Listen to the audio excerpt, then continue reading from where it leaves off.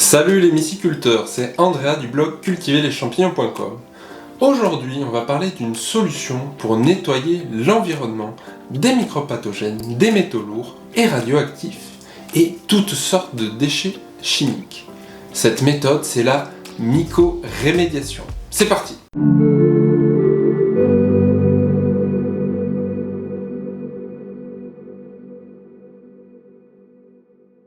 Alors l'exposé que je vais vous faire n'est pas exhaustif, la mycorémédiation est un champ très vaste d'études qui est récent et il y a encore énormément à découvrir.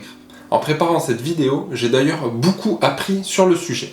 Alors pour commencer, on va voir qu'est-ce qu'est la mycorémédiation et comment ça marche.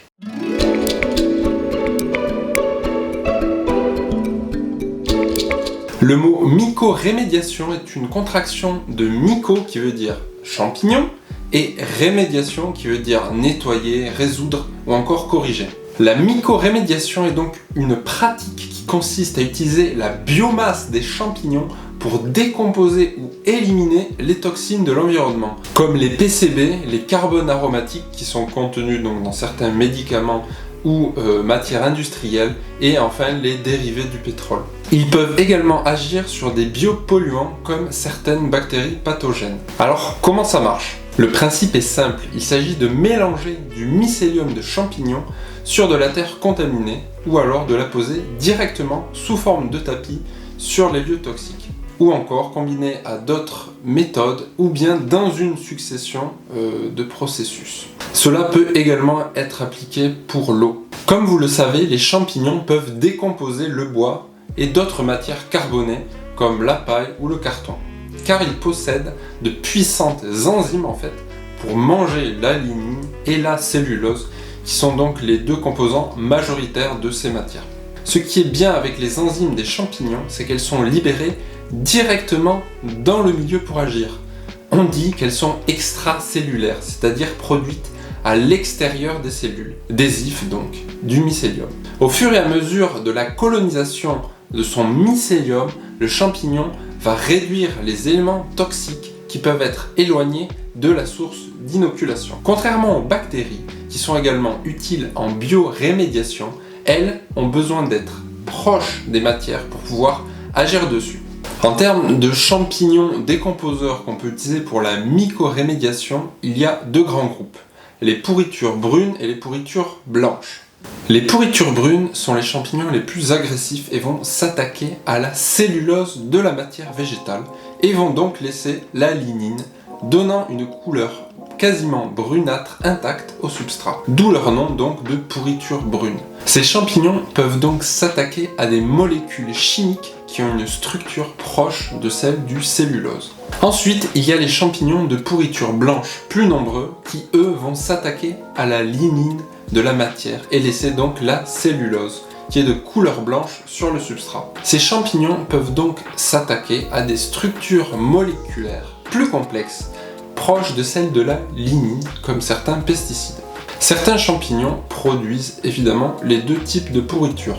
Les différentes souches peuvent produire un spectre plus ou moins large d'enzymes dans des quantités plus ou moins importantes. On utilisera chaque champignon pour des applications spécifiques en fonction des matières à dégrader et du lieu à nettoyer. Maintenant, on va parler du nettoyage biologique avec la mycorémédiation.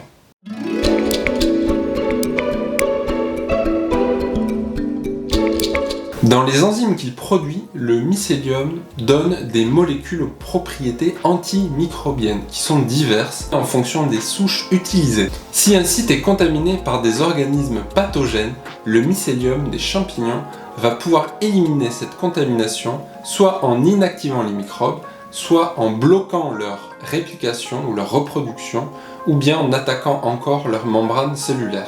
Les champignons peuvent également être introduits dans un territoire donné pour favoriser l'exclusion ou prévenir l'invasion d'une espèce donnée en offrant à l'écosystème un meilleur équilibre biologique. Le mycélium agit chimiquement sur le milieu en altérant le pH ou bien en modifiant la disponibilité de certaines ressources en nutriments dont certains organismes ont besoin. La mycorémédiation est particulièrement efficace pour éliminer la contamination de l'eau, que ce soit par des bactéries fécales, par le sol, par du fumier ou tout autre déchet d'élevage, ainsi que les systèmes qui ont eu des problèmes de propreté. Maintenant, on va voir la bioaccumulation des métaux lourds et radioactifs.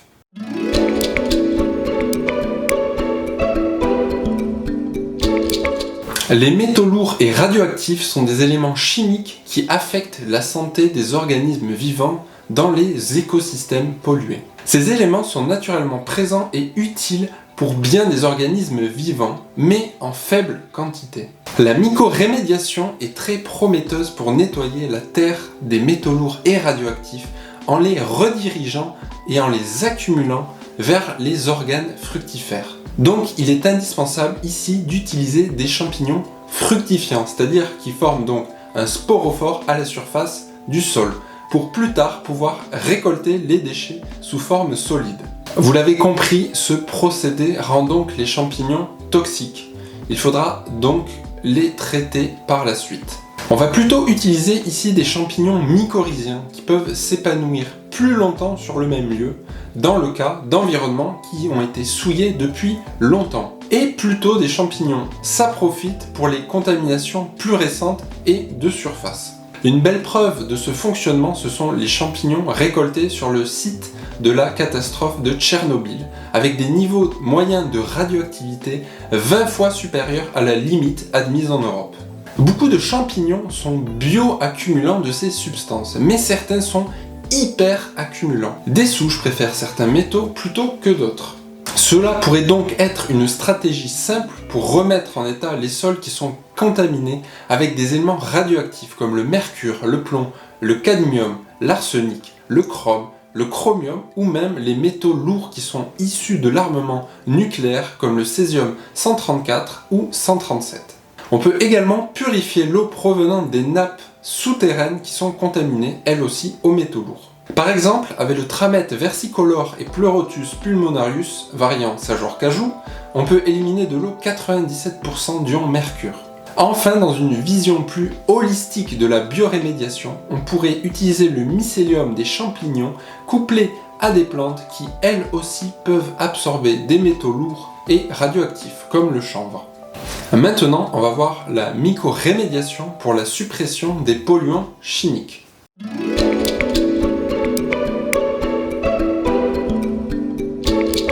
Le mycélium produit donc une grande quantité de métabolites extracellulaires qui ont montré des capacités à dégrader une grande variété de polluants industriels. Les champignons peuvent nous aider à réhabiliter des friches industrielles en zone verte. En effet, les champignons produisent de nombreuses enzymes et peuvent facilement dégrader de nombreuses toxines en cassant les longues chaînes qui les constituent en éléments plus petits et moins toxiques, voire en molécules dont ils peuvent eux-mêmes se nourrir. Les molécules ayant été découpées, d'autres organismes ont aussi la capacité de les dégrader ou même de les assimiler plus facilement. La mycorémédiation peut être utilisée pour nettoyer les sols contre les herbicides, les pesticides, les fertilisants, les colorants et beaucoup d'autres types de résidus chimiques. Premièrement, la mycorémédiation peut permettre d'éviter le coût de déplacer des tonnes de matières souillées d'un endroit à l'autre, pour les enterrer ou les brûler selon la politique. Par contre, ça pose des problèmes au niveau des brevets, étant donné que dans certains cas, les champignons décomposent plus de toxines que ce pour quoi ils sont prévus, c'est ce qui limite en fait l'utilisation de cette solution pour le moment. Évidemment, dans tout ce que je viens de vous dire, les itinéraires techniques à mettre en œuvre à grande échelle ne sont pas aussi faciles que cela paraît et demandent une certaine connaissance du sujet et du lieu à traiter. En tout cas, la mycorémédiation est pour moi une solution qui peut être peu chère, efficiente et soutenable pour l'avenir. En espérant que cette vidéo vous ait inspiré pour les futures possibilités de l'humanité. Et voilà les myciculteurs, c'est tout pour aujourd'hui. Moi je vous dis à la prochaine.